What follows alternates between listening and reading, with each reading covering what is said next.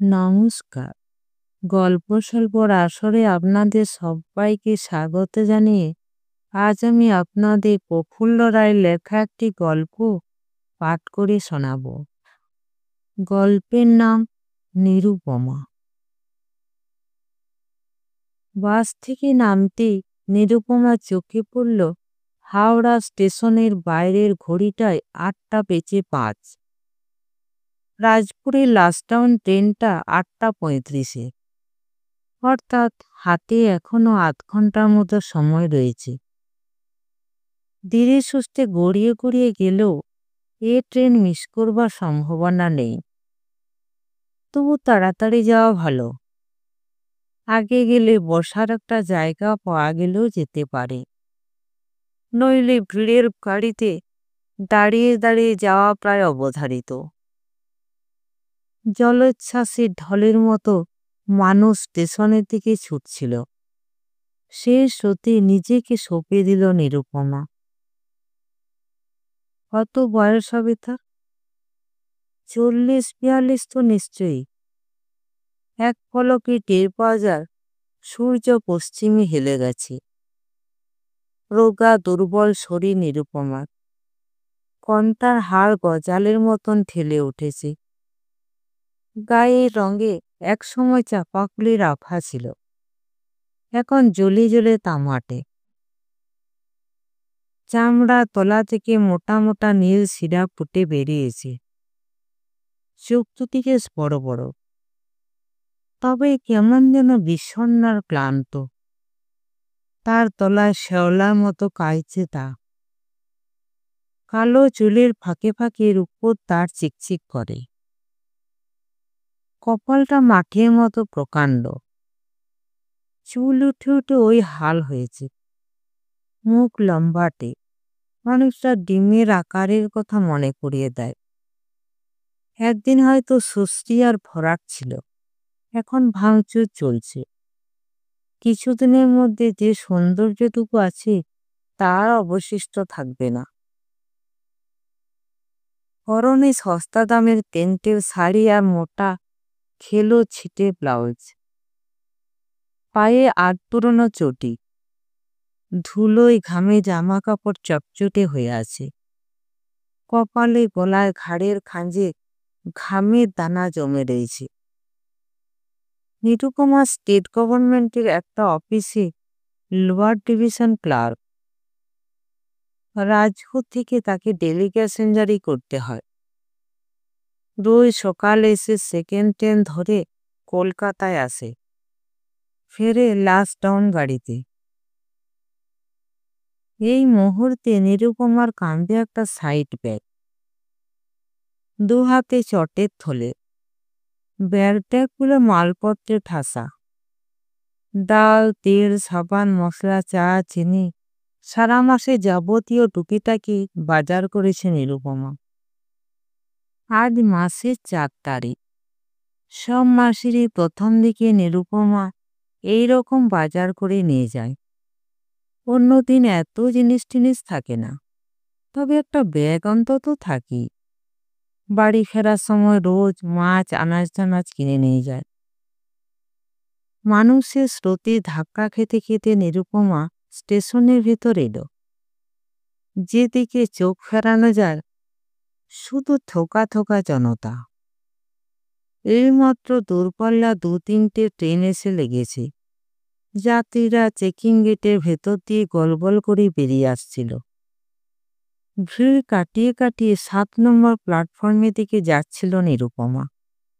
রাজপুরের train ওখান থেকেই ছাড়বে। হঠাৎ বাঁ পাশে গোলাকান্ড পিলারটার দিকে নজর পড়তেই থমকে দাঁড়িয়ে পড়ল নিরুপমা। সুদর্শন চেহারার একটি ভদ্রলোক সেখানে দাঁড়িয়ে আছেন। বয়স ৫০-এর কাছাকাছি। ৬ ফুটের উপর লম্বা, পিঠ টান টান, চুল ব্যাকব্রাশ করা, নাক মুখ ধারালো, চওড়া উজ্জ্বল কপাল যেন তার সফলতার প্রতীক। পরনে দামি ট্রাউজার আর বুট শার্ট। মোটা ফ্রেমের চশমা এবং হাতের পাইপ তার ব্যক্তিত্ব অনেকখানি বাড়িয়ে দিয়েছে যেন। এক পলক দেখে নিরুপমা চিনতে পারল অনিমেষ সেন। অনিমেষের এক পাশে দারুণ সুন্দর চেহারার এক মহিলা, আর এক পাশে 3টি স্বাস্থ্যবান স্মার্ট ছেলে মেয়ে। দেখেই বোঝা যায় ওরা অনিমেষের স্ত্রী এবং ছেলে মেয়ে। ওদের সঙ্গে অনেক মালপত্র, ফাইবারের সুটকেস, হোলহাল, বেতের বাস্কেট, কাচের সরাই ইত্যাদি ইত্যাদি। খুব সম্ভব কোথাও বেড়াতে টেড়াতে যাচ্ছে অনিমেষটা। ঘুরে ফিরে বারবার অনিমেষকে, তার স্ত্রীকে এবং বাচ্চাগুলোকে দেখতে লাগলো নিরুপমা। দেখতে দেখতে তার 42 বছরের বয়স্ক পুরনো জীর্ণ হৃৎপিণ্ডে ঝড় বইতে শুরু করলো। নিরুপমা ভাবল, সেদিন আর একটু দুঃসাহসী হলে অনিমেষের পাশে ওই মহিলাটির বদলে সেই থাকতে পারত। ওই ফুলের মতো বাচ্চাগুলো তারই হতে পারত। তাকিয়ে থাকতে থাকতে এই বিশাল হাওড়া স্টেশন, চারদিকে ছড়ানো রকমারি স্টল, নিয়ন আলো, থোকা থোকা ভিড়, জনস্রোত সব কখন মুছে গেল। আর বুকের ভেতর আচমকা কোথায় একটা বন্ধ দরজা খুলে গেল যেন। তার ভেতর দিয়ে সময়ে উল্টো দিকে পা ফেলে ফেলে 20 বছর পেছনে ফিরে গেল নিরুপমা। অনিমেষের সঙ্গে আলাপ হয়েছিল একান্ত আকস্মিকভাবে। না, অনিমেষের কথা এখন না।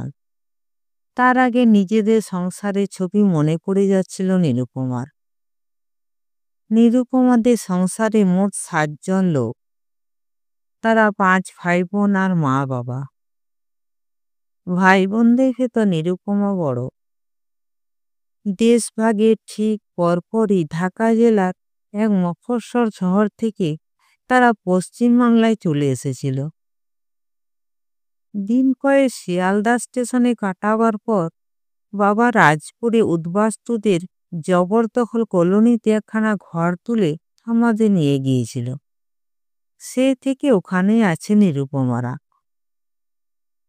মাথা গোঁজার একটা জায়গা করবার পর বাবা মার্চেন্ট অফিসে ছোটখাটো চাকরিও জুটিয়ে নিয়েছিল। কিন্তু এত সুখ কপালে সইল না। বছরখানে যেতে না যেতে কোম্পানি দরজা তালা ঝুলিয়ে দিল। বাবা কিন্তু দমেনি। অসীম মনোবল তার, খাটতেও পারত প্রচুর। কিন্তু হঠাৎ পক্ষাঘাতে ডান দিকটা অসাড় হয়ে যাওয়ায় সমস্ত সংসার একেবারে মৃত্যুর হায়ের ভেতর ঢুকে যাবার উপক্রম হলো। সেই সময় সেই অন্ধকার ভয়ঙ্কর দিনে ভাই বোনদের মধ্যে সবার বড় নিরুপমাকে এগিয়ে আসতে হয়েছিল। বাংলাদেশ থেকে ম্যাট্রিকটা পাস করে এসেছিল সে।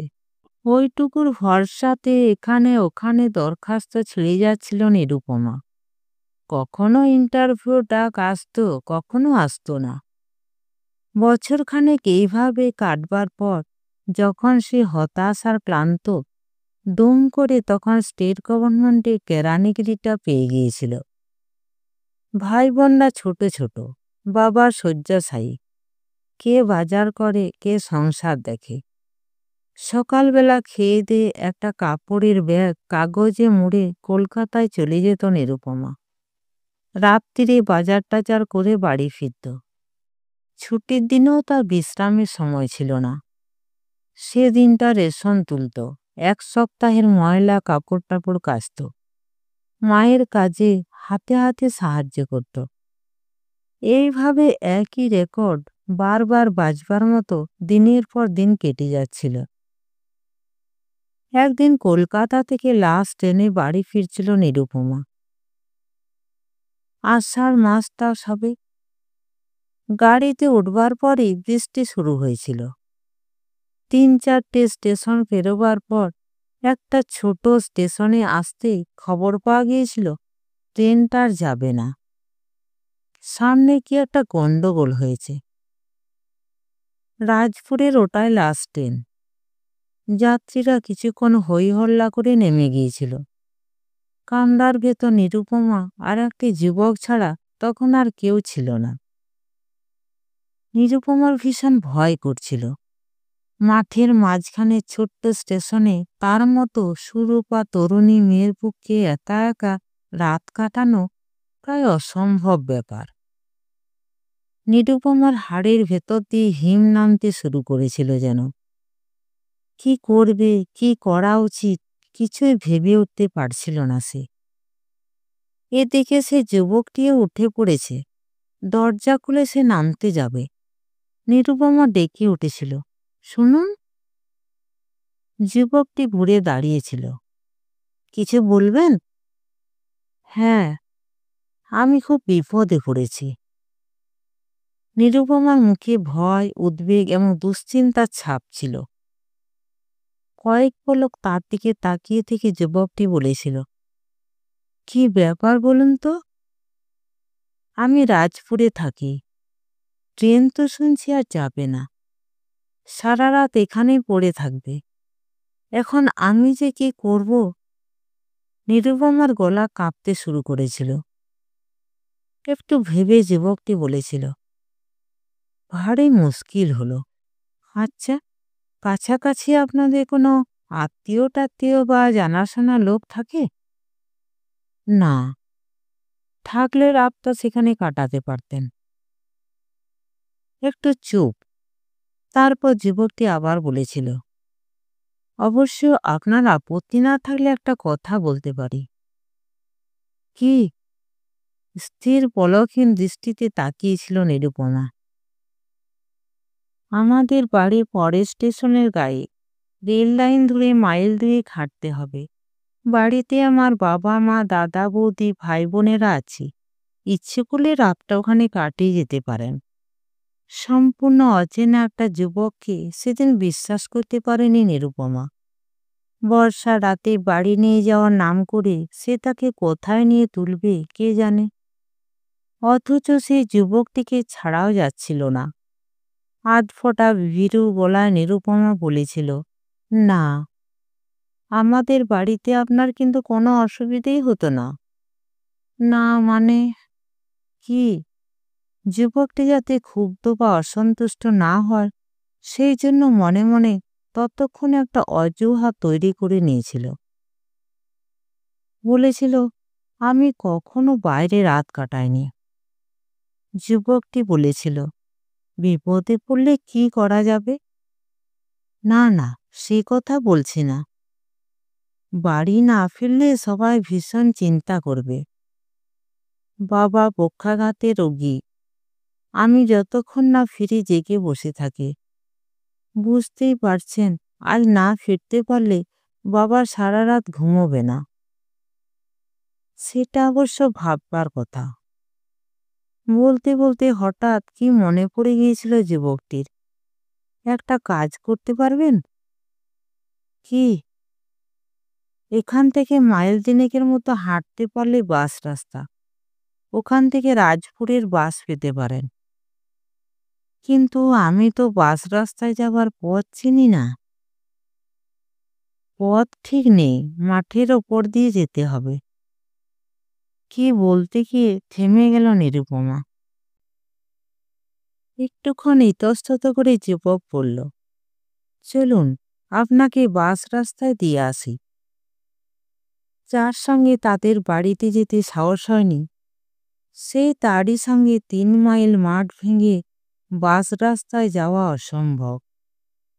কিন্তু সেদিন উপায় ছিল না। অন্ধকারে অল্প অল্প বৃষ্টিতে ভিজতে ভিজতে দুজনে পাশাপাশি হাঁটছিল। খানিকটা যাবার পর যুবকটি বলেছিল, এতক্ষণ ধরে কথাবার্তা বলছি, অথচ আমরা কেউ কারো নাম জানি না। আমার নাম অনিমেষ, অনিমেষ সেন। অগত্যা নিরুপমাকে তার নাম বলতে হয়েছিল। অনিমেষ এবার বলেছিল, তখন আপনার কথা শুনে মনে হয়েছিল রোজই লাস্ট ট্রেনে রাজপুরে ফেরেন। বেশিরভাগ দিনই লাস্ট ট্রেনেই ফিরি। মাঝে মাঝে অবশ্য এর আগের ট্রেনও ধরি। রোজ কলকাতায় আসেন? কোনো কাজ থাকে? আমি চাকরি করি। ও, কোন অফিসে? নিরুপমা তার অফিসের নাম বলেছিল। অনিমেষ কিছুটা বিস্ময়ের সুরে বলেছিল, কি আশ্চর্য! আমার অফিসও তো আপনাদের অফিসের কাছেই। তাই নাকি? কোথায়? ব্রেবন রোডে। আলাপ হয়ে ভালোই হলো। এবার থেকে মাঝে মধ্যে অফিস পাড়ায় দেখা হবে। তা হবে। ভদ্রতার খাতিরে নিরুপমাকে বলতে হয়েছিল ঠিকই, কিন্তু খুব অস্বাচ্ছন্দ্য বোধ করেছিল সে। কতদিন চাকরি করছেন? 2.5 বছরের মতো। অন্ধকারে দীর্ঘ পথ পাশাপাশি হাঁটতে হাঁটতে ভয় আড়ষ্টতা ধীরে ধীরে কেটে গিয়েছিল নিরুপমার। অনিমেষ কথা হয়তো একটু বেশি বলছিল, কিন্তু তার আচরণে ভয় পাওয়ার মতো কিছুই ছিল না। বরং বৃষ্টিতে ভিজে ভিজে পথ দেখিয়ে দেওয়ার জন্য কৃতজ্ঞতায় বোধ করেছিল নিরুপমা। অনিমেষের কৌতূহলের শেষ নেই। নিরুপমারা রাজপুরে কোথায় থাকে, তাদের সংসারে কে কে আছে, তারা কি করে ইত্যাদি যাবতীয় খবর খুঁটিয়ে খুঁটিয়ে জেনে নিয়েছিল। অবশ্য নিজেদের কথাও বলেছিল। তাদের ছোট্ট সংসার, বাবা মা এবং তারা 3 ভাই। ভাইদের মধ্যে অনিমেষ সবার ছোট। বাবা ছিলেন ল্যান্ড রেভিনিউ ডিপার্টমেন্টের অফিসার। বছর কয়েক হলো রিটায়ার করেছেন। এক দাদা আইএএস, আরেক দাদা ইঞ্জিনিয়ার। চাকরির খাতিরে বউকে নিয়ে তারা বাইরে বাইরে থাকে। অনিমেষ একটা মার্কেন্টাইল ফার্মের ছোটখাটো অফিসার। এখনো বিয়ে করেনি, বাবা মার কাছেই থাকে। নিরুপমার মতো তাকেও ডেলি প্যাসেঞ্জারি করতে হয়, ইত্যাদি ইত্যাদি। কোথায় কোথায় তা বাস রাস্তায় এসে গিয়েছিল। অনিমেষ বলেছিল, আপনাকে কি বাড়ি পৌঁছে দিয়ে আসতে হবে? এত রাতে একটি যুবকের সঙ্গে বাড়ি গিয়ে উঠলে অনেক রকম কৈফিয়ত দিতে হবে। কৈফিয়তের সবটুকুই যে মা বাবার কাছে বিশ্বাসযোগ্য হবে এমন কোনো কথা নেই। নিরুপমা তাড়াতাড়ি বলে উঠেছিল, না না, আপনাকে কষ্ট করে অতদূর যেতে হবে না, আমি একাই চলে যেতে পারবো। কষ্ট আর কি, যথেষ্ট কষ্ট। আমার জন্যে আপনাকে এতটা রাস্তা হাঁটতে হয়েছে, তার উপর আবার যদি রাজপুর পর্যন্ত যান, আমি কিন্তু খুবই বিব্রত হয়ে পড়ব। অনিমেষ হেসে ফেলেছিল, ঠিক আছে, আপনাকে আর বিব্রত হতে হবে না, আমি রাজপুর যাচ্ছি না। একটু পর বাস এসে গিয়েছিল। উঠতে উঠতে নিরুপমা বলেছিল, আপনাকে আবার অনেকখানি রাস্তা একা একা যেতে হবে। তা হবে। আপনাকে কি বলে যে ধন্যবাদ দেব, দিতে হবে না। নিরুপমা কি বলতে যাচ্ছিল তার আগে বাস ছেড়ে দিয়েছিল।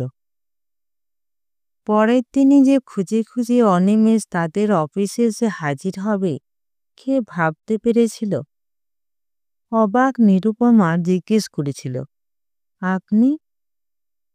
অনিমেষ একমুখ হেসে বলেছিল, হ্যাঁ, আমি। কি ব্যাপার?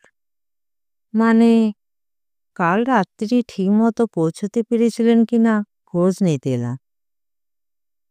হ্যাঁ, কোনো অসুবিধে হয়নি। আপনার সঙ্গে দেখা না হলে কি যে হতো। সেই আরম্ভ। তারপর থেকে প্রায়ই তাদের অফিসে আসতে লাগলো অনিমেষ। ছুটির পরও দেখা হতো। আগে আগে অফিস ছুটি হলে হাওড়ার দিকে হাঁটতে শুরু করত নিরুপমা। ফুটপাতে বাজার থেকে আনাজ টানাজ কিনত, মাছ কিনত, দরকারি জিনিস টিনিস কিনত। কিন্তু অনিমেষের সঙ্গে আলাপ হবার পর দমকা হাওয়ায় সব যেন ওলটপালট হয়ে গিয়েছিল। অনিমেষ কোনোদিন তাকে নিয়ে চৌরঙ্গির ওদিকে কোনো রেস্তোরাঁয় যেত, কোনোদিন যেত ময়দানে, কোনোদিন গঙ্গার ধারে বসে জলচর জাহাজ দেখত। প্রথম অস্বস্তি বোধ করত নিরুপমা, কিন্তু অনিমেষের স্বভাবে এমন এক পবিত্রতা, এমন স্বচ্ছ সারল্য ছিল যে তাকে ফেরানো যেত না। তারপর ধীরে ধীরে এতে অভ্যস্ত হয়ে গিয়েছিল নিরুপমা। ছুটির পর অনিমেষের জন্য সে উন্মুখ হয়ে থাকত। এতকাল তার জীবনের একটাই উদ্দেশ্য ছিল, শুধু যুদ্ধ, যুদ্ধ আর যুদ্ধ। সংসারটাকে বাঁচাবার জন্য নিয়ত লড়াই চালিয়ে গেছে সে। আর কোনো দিকে তাকাবার সময় পর্যন্ত ছিল না নিরুপমার। কিন্তু অনিমেষের সঙ্গে আলাপ হবার পর সে যেন নিজের অজান্তে এক সুচারু উৎসবের মাঝখানে চলে যাচ্ছিল। অবশ্য এক একদিন তাল কাটত। নিরুপমাকে অন্যমনস্ক কিংবা বিষণ্ণ দেখলে অনিমেষ বলতো, কি ব্যাপার, আর মুখের চেহারা এরকম কেন? নিরুপমা বলতো, বাবার শরীরটা খুব খারাপ দেখে এসেছি। অনিমেষ বলতো, সাবধানে থাকতে বলো, ঠিক হয়ে যাবে। কোনোদিন বা নিরুপমা বলতো, ছোট ভাইটাকে নিয়ে আর পারছি না, একেবারে বয়ে যাচ্ছে। অনিমেষ বলতো, কেন স্কুলে যাওনি? কবে থেকে তারা পরস্পরকে তুমি বলতে শুরু করেছে নিজেদেরই খেয়াল নেই। নিরুপমা বলতো, দিয়েছি, তবে বাড়িতে শাসন করবার লোক নেই। বাবা মাকে রাজ্যের মধ্যেই আনে না। আমি সারাদিন বাড়ি থাকি না, ও যা খুশি করে বেড়াচ্ছে। অনিমেষ পরামর্শ দিত কিভাবে ভাইটাকে ভালো করা যায়। কোনোদিন বা নিরুপমা বলতো, মেজে বোনটাকে নিয়ে ভারী বিপদে পড়েছি। কেন? অন্য জাতের একটা ছেলের সঙ্গে খুব বাড়াবাড়ি লাগিয়েছে। জাতটাত নিয়ে আজকাল কেউ মাথা ঘামায় না, আমরা ঘামাই না। তাহলে বিয়ে দিয়ে দাও। বিয়ে দেবার মতো ছেলে নয়, অতি যাচ্ছে তাই। এক পয়সা রোজগার করে না, বিয়ে দিলে সারা জীবন মেয়েটাকে কাঁদতে হবে। অনিমেষ মাথা নাড়ত, তা বটে। নিরুপমা বলতো, বোনটাকে নিয়ে যে কি করব। এইভাবেই বছরখানেক কেটে গিয়েছিল। তারপর হঠাৎ একদিন অনিমেষ বলেছিল, তুমি তো আশ্চর্য মেয়ে। নিরুপমা চমকে উঠেছিল। কেন? এতদিনের আলাপ আমাদের, কই একদিনও তো তোমাদের বাড়ি যেতে বললে না। অনিমেষ এমনভাবে বলেছিল যে তাকে বাড়ি না নিয়ে গিয়ে পারেনি নিরুপমা। বাবা তার সঙ্গে চমৎকার ব্যবহার করেছিল। মা কিন্তু একটা কথা বলেনি। যতক্ষণ অনিমেষ ছিল তার দিকে তীক্ষ্ণ সন্দিগ্ধ দৃষ্টিতে তাকিয়ে থেকেছে। সে চলে গেলে নিরুপমাকে নিয়ে পড়েছিল মা। ছেলেটার সঙ্গে তার আলাপ হলো কি করে? নিরুপমা ভাষা ভাষা উত্তর দিয়েছিল, হয়ে গেল। রোজ দেখা হয়? নিরুপমা এবার মিথ্যেই বলেছিল, মাঝে মাঝে হয়। পলকহীন অনেকক্ষণ তাকিয়ে থেকে মা বলেছিল, যাই করো আর তাই করো, একটা কথা সবসময় মনে রেখো, সমস্ত সংসারটা কিন্তু তোমার মুখের দিকে তাকিয়ে আছে। নিরুপমা উত্তর দেয়নি। যাই হোক, তারপর থেকে মা প্রায় অনিমেষের কথা জিজ্ঞেস করত। নিরুপমা কোনো প্রশ্নের জবাব দিত, কোনোটা দিত না। আসলে স্পষ্ট করে কিছুই বলতো না। আরো একটা বছর পর অনিমেষ বলেছিল, এইভাবে আর চলে না, বুঝলে। ভাবছি কাল পরশু তোমাদের বাড়ি যাব। নিরুপমা জানতে চেয়েছিল, কেন? তোমার মা বাবার কাছে গিয়ে তাদের মেয়েটিকে চেয়ে নেব। আর কিন্তু না মা, তোর বিয়ে দেওয়া ছিল আমার কর্তব্য। তার বদলে তোর রক্ত চুষে খাচ্ছি, কি করব? ভগবান আমাকে মেরে রেখেছে যে। মনে কোনো দুঃখ না রেখে কলকাতা যা মা। একরকম জোর করে ছোট ভাই সেন্টুকে সঙ্গে নিয়ে নিরুপমাকে পাঠিয়ে দিয়েছিল বাবা। সাইকেল রিকশায় স্টেশনের দিকে যেতে যেতে অনিমেষের মুখটা একেবারেই মনে করতে পারছিল না নিরুপমা। বাবা মা ভাই বোনেরা যেন দল বেঁধে বারবার সামনে এসে দাঁড়াচ্ছিল, আর পাষাণ ভারীর মতো বুকের ভেতরে কিছু একটা অনুভব করছিল সে। মনে হচ্ছিল পেছন থেকে অস্তিত্বের শিকড় ধরে ওরা টানছে। হঠাৎ কি এক প্রতিক্রিয়া ঘটে গিয়েছিল। চিৎকার করে নিরুপমা রিকশাওয়ালাকে বলেছিল, গাড়ি ঘোরাও, আমি বাড়ি যাব। বাড়ি ফিরে নিরুপমা অনিমেষকে একটা চিঠি লিখেছিল, আমাকে ক্ষমা করো। তারপর আহ্নিক গতি নিয়মে দিনের পর দিন কেটেছে।